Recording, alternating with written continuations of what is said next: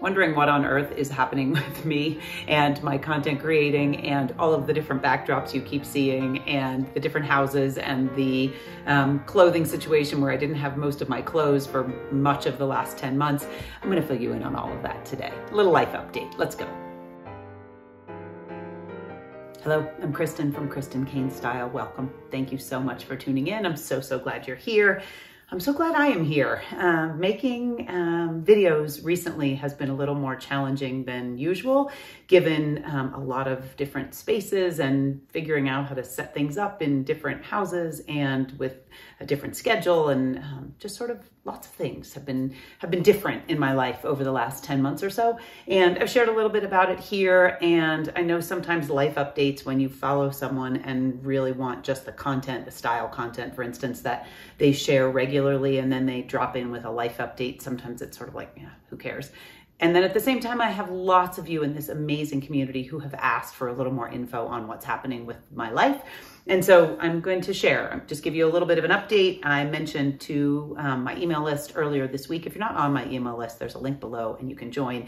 I mentioned to my email list that I would be doing a little update and sharing a little bit of behind the scenes, kind of what's been happening with us and what I've learned over the past 10 months since we left Boulder on August 1st. So this is not going to be a style video. I'm going to keep it as brief as possible. I've made some notes so that I remember to mention all of the things that I want to share about this experience, because I've had a lot of people mention that they are also in this kind of transitional space in life. And while our situation, I think, is maybe a little different than what many women have mentioned to me as their situation, I know that kind of the feelings and the challenges are the same or can be the same. And so I want to address some of that also, and just kind of give it to you straight. And I'm really a pretty transparent and authentic person. What you see here is who I am in real life. I actually had the pleasure of meeting the parents of a good friend of my son's.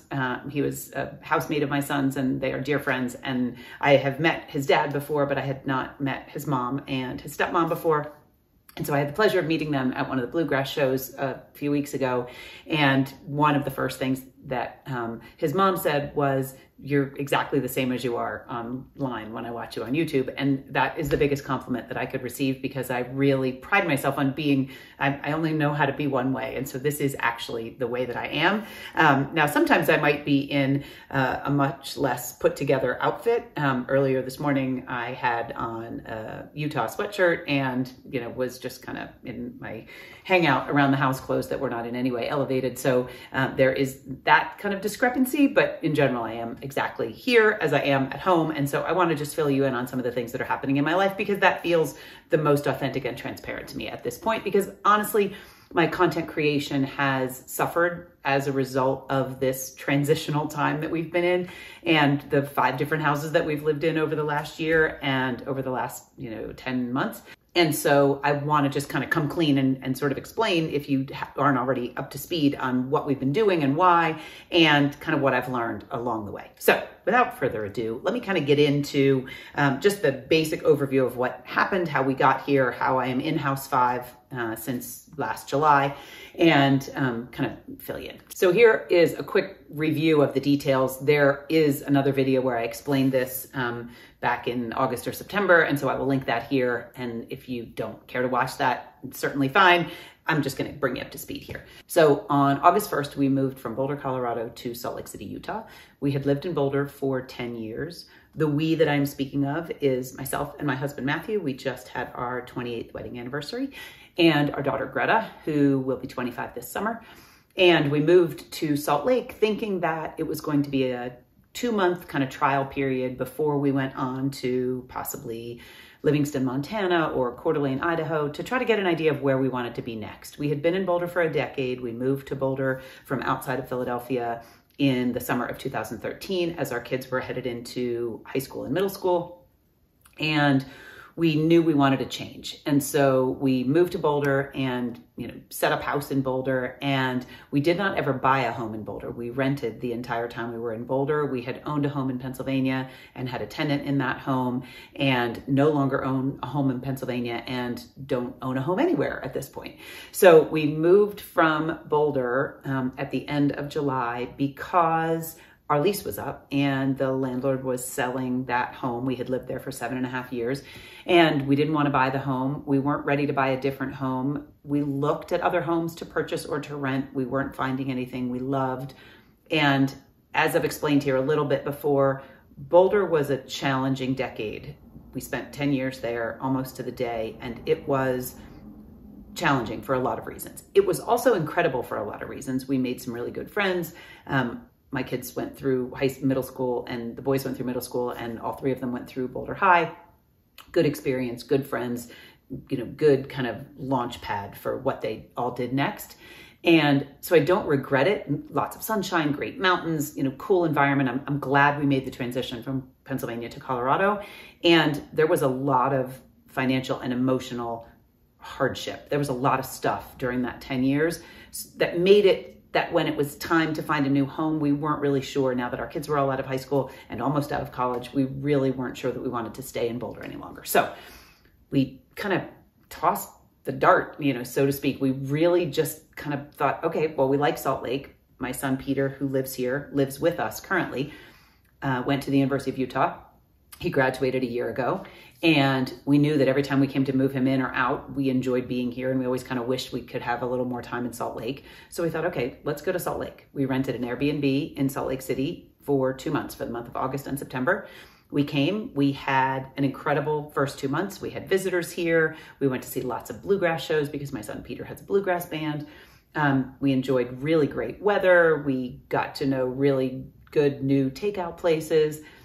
We stayed in a really great Airbnb. We really enjoyed it. So much so that when it was time to start considering what we were going to do for October, we realized we didn't want to go to Montana. We didn't know anybody, and we still don't know anybody in Montana. And the thought of packing up again and moving to a new town when we were just starting to get familiar with the space we were in Salt Lake seemed kind of unnecessary and like more trouble and more stress than it was worth.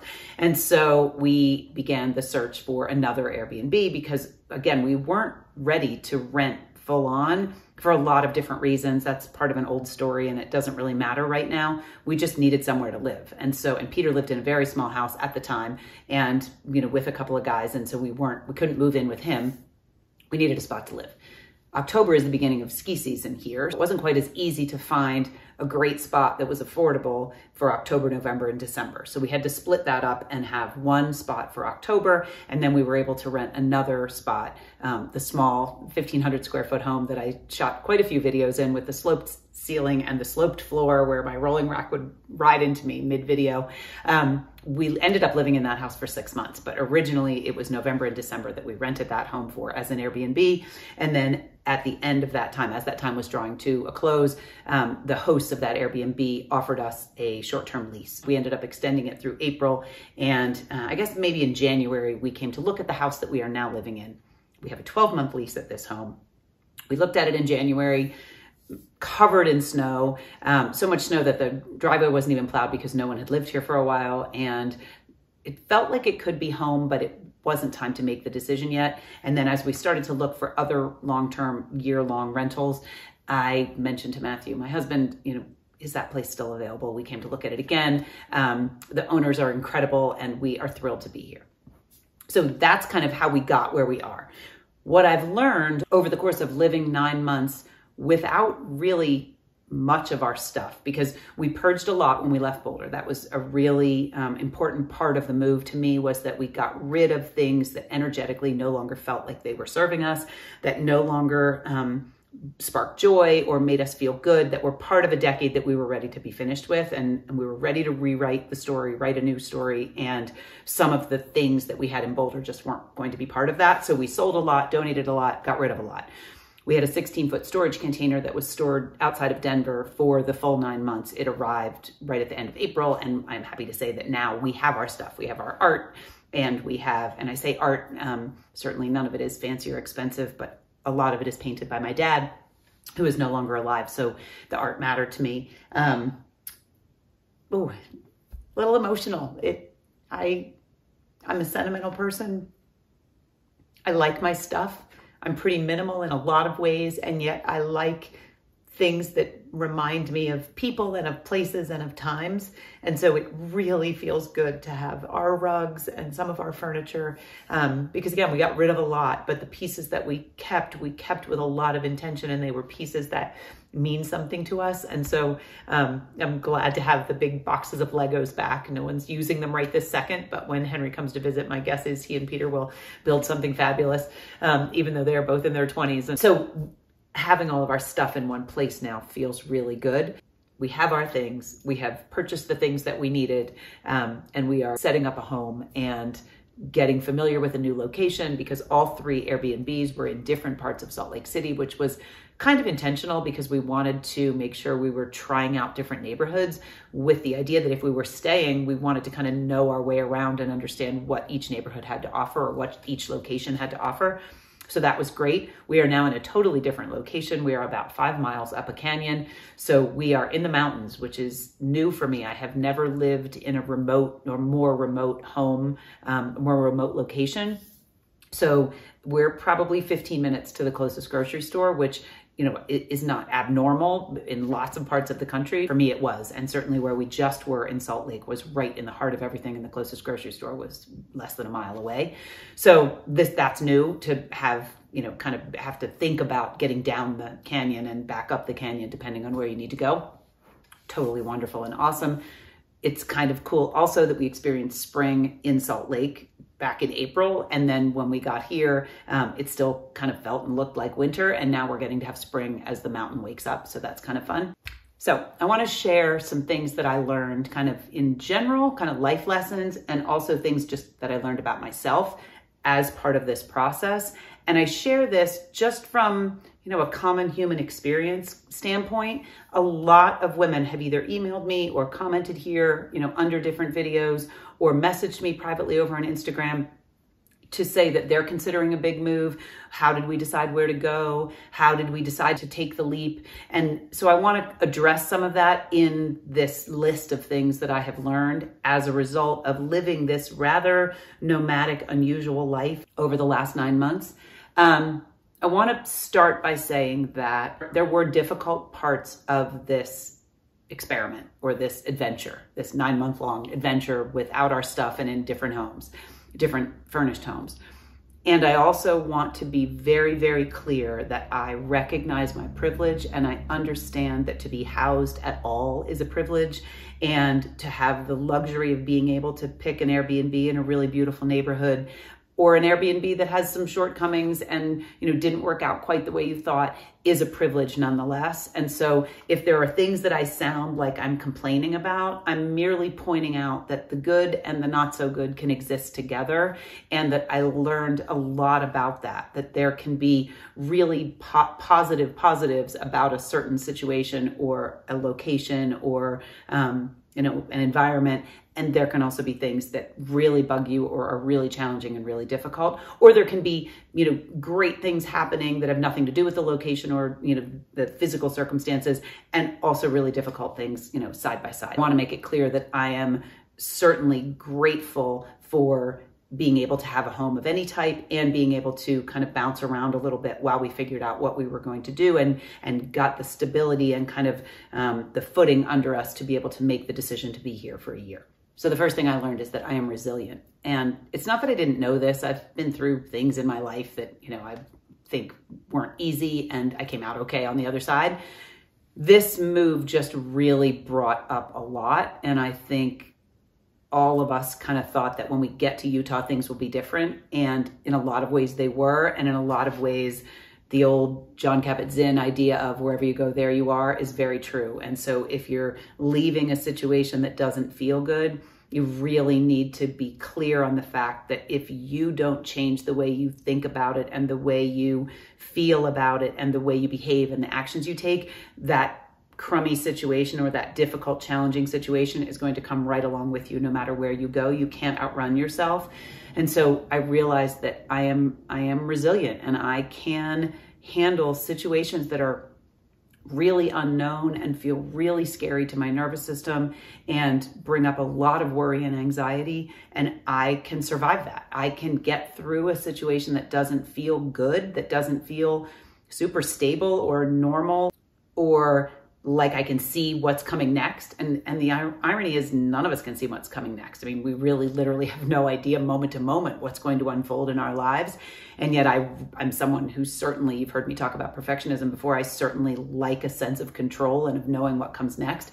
And the last 9 months have had more unknowns than knowns. And there has definitely been more of a sense of I have no idea what's coming next. And I've been okay with that. I have managed to regulate my nervous system and to use all the tools that I have to really find the good amidst a situation that felt a little unstable, sometimes a lot unstable, and make the most of it. So I'm proud of myself for that. And I think it's just an interesting thing when we're put in a situation that feels like we're not going to be able to handle it, to look back with hindsight and realize, wow, I actually did. I handled it. I came out okay. The next thing is that I learned that I am a true Sagittarius. And I already knew this. I have many books on my nightstand at one time, which is, a long time ago, I read a very Sagittarian trait. We can't really decide. We like to dabble in a lot of things at the same time. That is very much a part of my personality. Specifically, what I mean is that Sagittarians love wanderlust. They have a sense of wanting to have an adventure or, some great grand experience that they seek that is part of what makes them happiest. And I really got to see that in myself as this adventure, which I don't know what else to call it because it was not planned and it was very unusual. And I would never have seen it coming. If you had told me, even 2 years ago, this is what we would be doing now, I would have thought that was absolutely madness. And yet I can see that of everyone in my family, as the only person who is a Sagittarius, and I'm not deeply into astrology or anything, but I do recognize that this really resonates with me, this sense of wanderlust and adventure and kind of a challenging experience. I welcome that. And so these moves have filled something up in me, in my Sagittarian self. And I feel good about that. That has felt good to me at times when it didn't necessarily feel good to the other members of my family, which I'm not happy about. I just am honoring the fact that is a part of my personality, that I do like change and I like a sense of getting to know a new place and a new town and a new state. And I'm enjoying that part. The next thing I learned is that shame is very powerful and kind of yucky, very yucky at times. There was an unexpected, very heavy sense of shame for me because this situation was so unusual, and not unusual in a super abundant, well, let's just go rent Airbnbs for 9 months and see where we land because, we have more money than we could possibly ever spend. And so we're just going to live in this rather erratic and luxurious, expansive way. That was absolutely not the case. And I've gotten some comments and some feedback assuming that was the case. And that is absolutely not what was happening. I recognize that from the outside, it kind of looks like that. That was not the case. So there was a lot of shame that I dealt with thinking about how unusual this situation was and really trying to, when people say, well, do you live here? Do you not live here? When did you move to Salt Lake? Where it brought up a lot of stuff about, I don't have a house in Boulder that I'm waiting to sell or holding on to move back to or anything like that.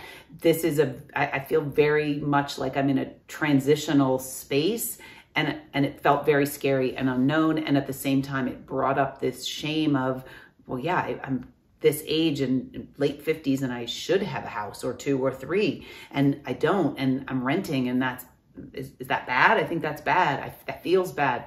And I had a lot of stuff come up around shame that I wasn't expecting. Back in December, got some coaching on it and really started to feel it shift and really started to look at this opportunity and this experience as an opportunity and as something that was really fun and expansive and exciting, even though my definition of that was this sort of very luxury private jet, spend all kinds of money on as many houses as you want idea in my mind, which was not the reality. And yet I realized I could apply a different sense of expansiveness and abundance and luxury to what we were doing, even though it wasn't, it felt counter to what my idea of that was in my mind. all that to say, I really, really got a dose of what shame really feels like in my body and how it feels to release that and let it go. I am thrilled with the choices we made over the last 9 months, and we all learned and grew and healed so much that I would never choose to do it any other way, even the most difficult days, and there were many. It's been a really incredible experience. The next thing I learned is that life experiences, even when you're in the same family, even when you are physically in the same house, are very different for everyone. And what I mean by that is that, we have 4 adults who are living here. 2 of my adult kids live here currently. And so there are 4 adults who live in this house. And it was interesting to really witness how on days when I would be really good, someone else in the family would be really feeling homesick for Colorado or really feeling challenged by something that was happening here or something that was happening in their life as a result of the move. And it was just interesting to navigate that sense of, just because today I feel really good doesn't mean that everyone in my family feels really good.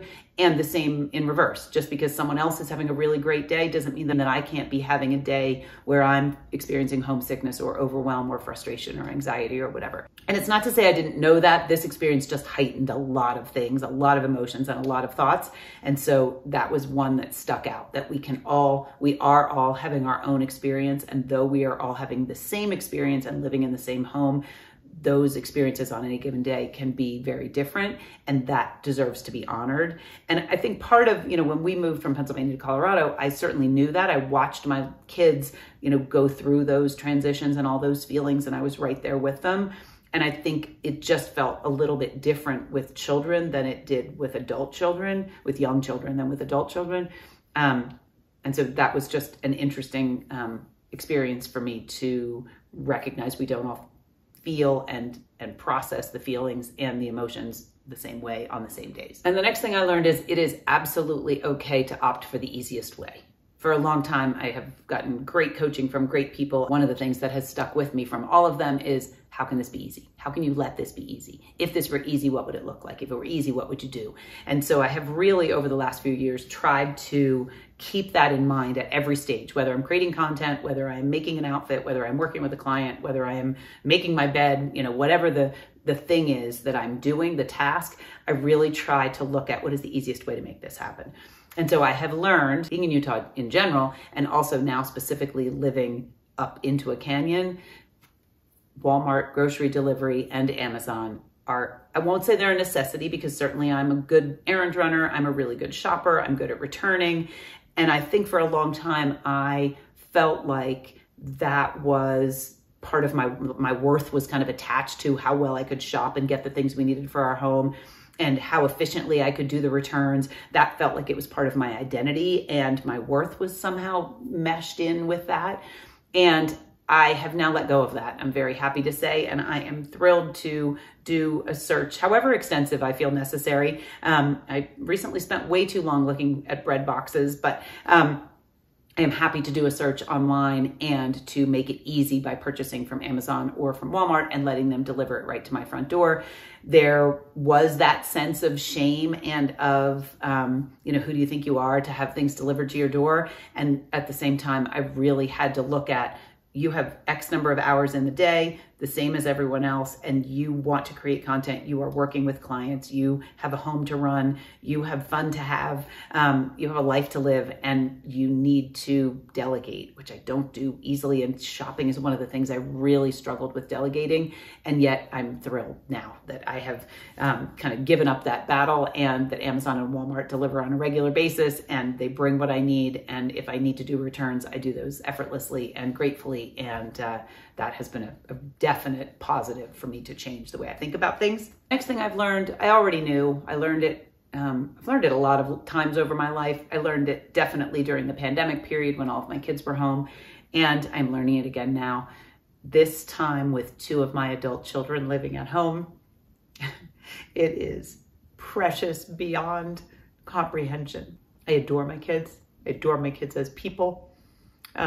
Being able to have Greta and Peter at our dinner table and in the kitchen when I go in to make coffee and have really fun, cool conversations, and be able to watch Peter's band and listen to bluegrass and enjoy that with Greta and Matthew, and have this new community of people around us, knowing my kids and Matthew and me together.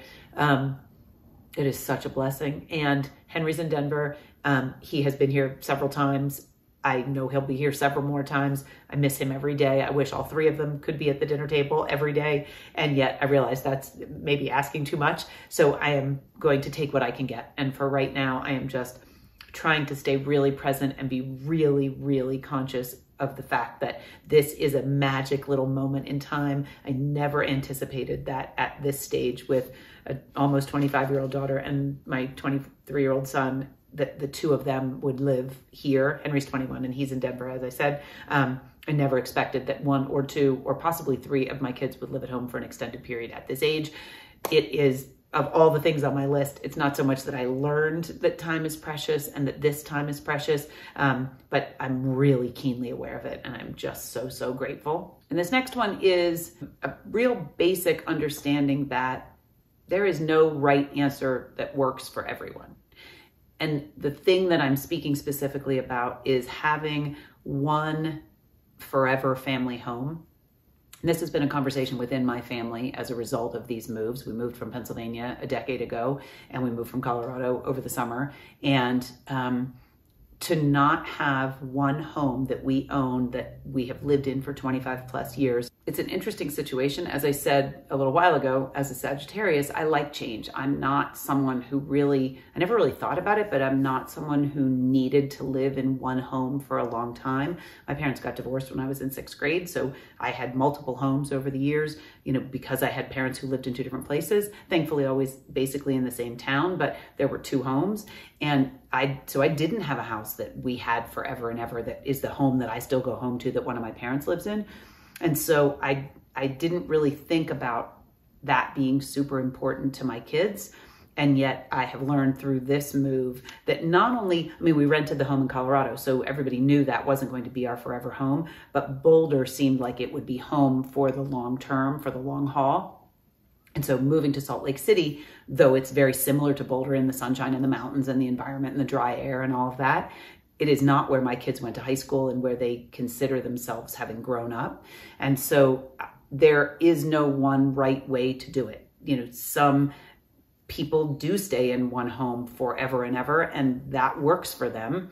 And some people have lots of different homes over the years, and that works for them. And some people have a couple in the same location or a couple in different locations. There is no one right answer. I really feel that this is something you have to just kind of trust your gut and your intuition and follow your heart on.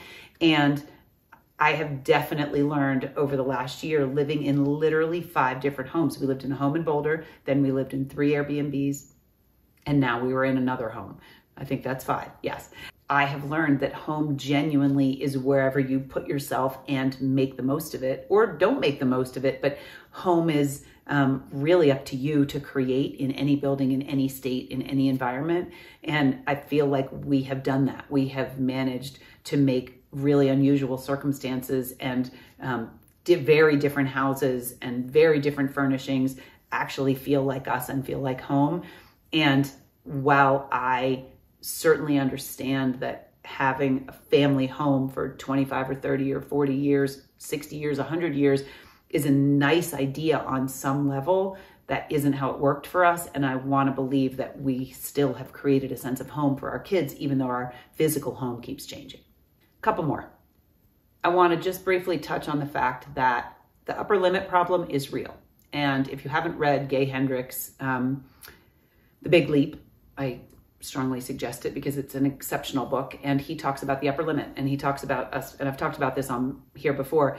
He basically talks about a thermostat and that we have a set point, we have a default, and if things get too good, we bring it back to the default, and if things get too bad, we bring it back to the default. And I have definitely noticed as we start to feel more stable in this new home, and it feels abundant and secure and like we could be really happy here, I can feel myself kind of pulling myself back down to the set point that it has more stress and struggle and anxiety in it.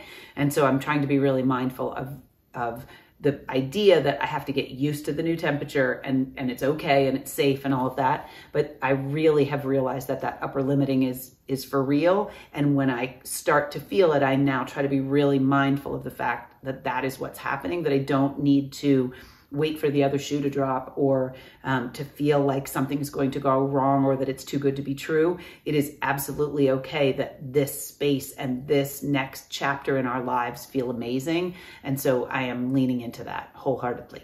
And the next thing that I have just a couple more. There are more than I thought. I wanted this to be quick.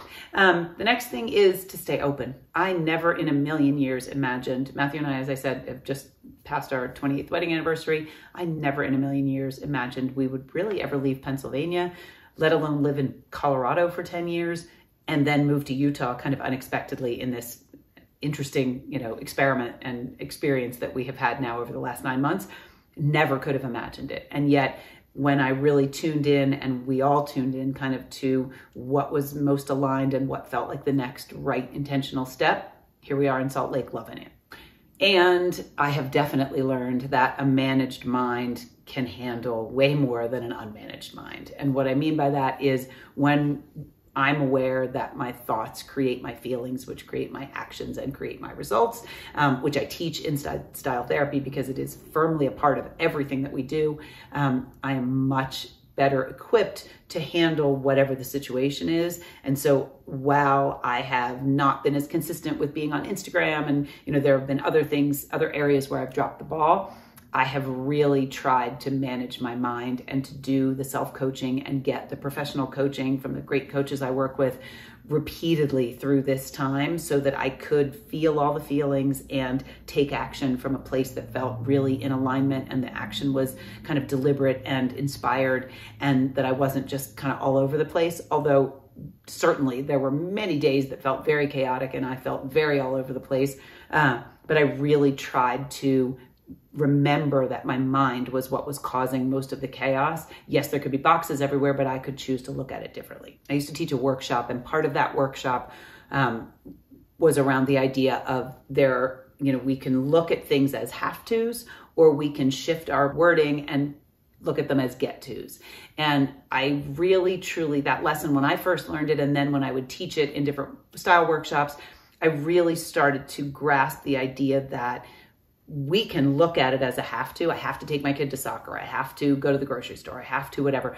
And just the tiny little reframe of I get to take my kid to soccer. I get to go to the grocery store really, truly helped my mindset. And so during this time that was a little bit challenging, I really leaned into the idea of, no, I get to do this. Yes, it might feel a little bizarre and unusual, and I'm not sure how to explain it because it feels a little strange to me that I've lived in all these houses and I live in an Airbnb and I don't actually have a house anywhere. I also understood the privilege and the get-to sense of that. And so I leaned into that. So my mind and understanding that I create my reality through my thoughts and my feelings, that was super helpful over the last 9 months. I also learned that new friendships can form at any age, and they can be with any age person, because now I'm surrounded at least once a week by a community of people who are in their 20s and 30s on into their 60s. And this bluegrass lifestyle that I didn't know I wanted and needed has really, truly opened my mind to what it feels like to be in a community where you really, truly just adore the people and can't wait to see them every week and want to spend time with them outside of a bluegrass show. New friendships feel good. And while I miss some very special people in Boulder and in other areas of the country, I also am recognizing that it is never too late to make new friends. And that feels amazing. And then Utah is incredible. Really, truly incredible. As I said, it is similar to Boulder in that there are mountains, although in Utah, there are mountains basically all the way around. Utah is kind of a bowl. It's a valley. Salt Lake City sits in a valley. And Salt Lake City and the state in general are incredibly beautiful. The weather is amazing. The people are incredibly kind and joyful. I'm really enjoying the Utah experience very much. Again, had you asked me years ago if I would ever live in Utah, I probably would have said no. That would have seemed ridiculous to me. And yet here I am living in Utah very happily. And then the last one, I feel this one deeply, is that fun can come back after any length of dry spell. I specifically had a very, although I can say we as a family, had a very long dry spell of not much fun.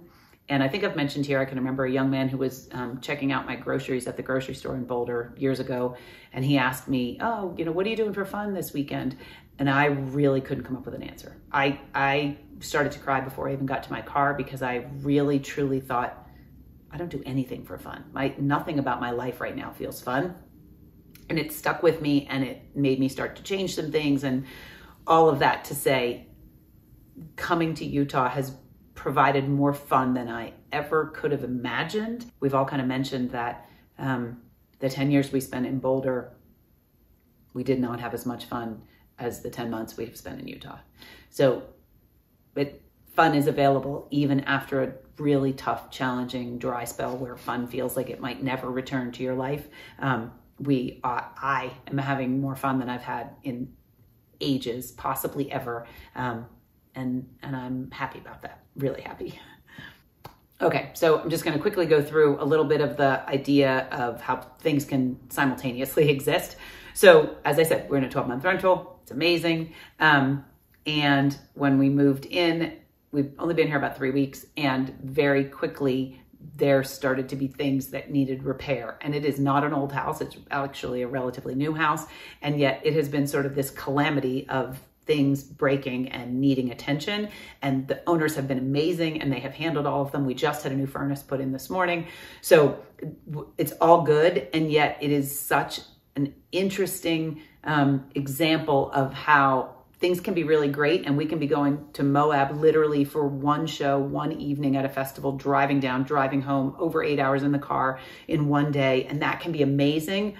And the next day we can have 14 inches of snow that's breaking branches and dropping trees left and right in our yard that then need attention. We've had a lot of appliance issues, and they have really, truly coincided with a lot of really fun things that we've been doing also outside of the appliance issues. It's been a very powerful reminder that joy and frustration and irritation can exist side by side, that I can be really thrilled about going to a bluegrass show and not really thrilled with the very moldy washer that I have. The moldy washer has also since been replaced. We also had the kitchen sink leaked underneath pretty badly, and then the faucet needed to be replaced. We didn't have water for a couple of days. We opened the fridge the couple nights before Mother's Day, and the temperature inside the fridge read 62 degrees. Everything was warm. We had to rearrange and put things in coolers. The dishwasher wasn't washing things. The hot water wasn't hot enough, and there was a process that we couldn't kind of get to make the hot water hotter. The furnace stopped working. The oven kept tripping a fuse, but that was related to the furnace, which, as I said, has been replaced this morning. But it has not been just a smooth, easy, okay, we're going to move in, we're going to have all of our stuff, we're going to have this brand new space, and it's going to be super simple. And yet I am thrilled that we rent, and all of those things are not my issue to fix. And the owners of the home have been amazing, and they have replaced everything and handled everything. And I am now looking forward to an incredible summer in a home that has all working appliances, and where we have our own things, and I can look at our art on the walls and our rugs on the floor and have my clothes in the closet, and just it feels really good. And so I think that's all I've got for today. I just wanted to bring you up to speed kind of on what's happening with us. And we are in a 12-month rental. Everyone keeps joking, myself included, that we are never moving from this house. Moving is just a beast that I kind of forgot how overwhelming it is to move houses. I'm organized. I like to pack. I realized with this move, I really like to pack. I really do not like to unpack. The unpacking and the making decisions and the figuring out how to categorize things and what containers to put them in and what cupboards to put them in, that has felt really overwhelming. And it is possible that it felt overwhelming because simultaneously we were dealing with appliances that weren't working, or, home things like heaters that weren't working, and it maybe could have, and I'm trying to go to a lot of bluegrass shows and do other things in the evening. And so it's possible that I was just not able to fit it all in. And so the organizing is just going to take a little bit of time, and that's fine.